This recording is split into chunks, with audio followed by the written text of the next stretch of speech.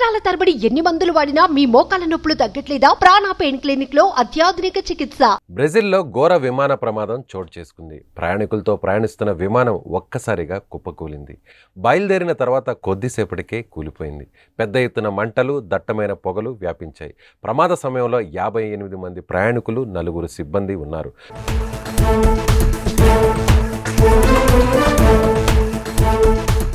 ప్రమాదం దాటికి విమానంలోని వారంతా మరణించినట్లు సమాచారం.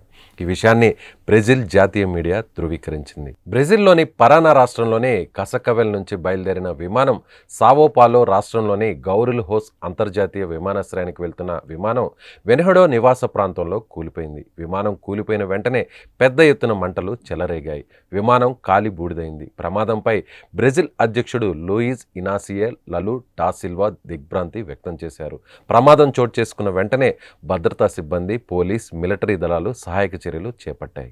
ప్రమాదం జరిగిన చోటు నివాస ప్రాంతం కావడంతో స్థానికులు కూడా చనిపోయి ఉంటారని తెలుస్తోంది. విమానం కూలిన చోట ఇళ్లు, గుడిసెలు ఉన్నాయని అక్కడి మీడియా చెబుతోంది. అయితే ఆ విమానం ఏ ఎయిర్లైన్స్కు సంబంధించినదో ఇంకా స్పష్టం కాలేదు. ప్రమాదానికి గల కారణాలు అక్కడి అధికారులు తెలుసుకుంటున్నారు. విమానం కూలుతున్న దృశ్యాలు సామాజిక మాధ్యాల్లో వైరల్గా మారాయి.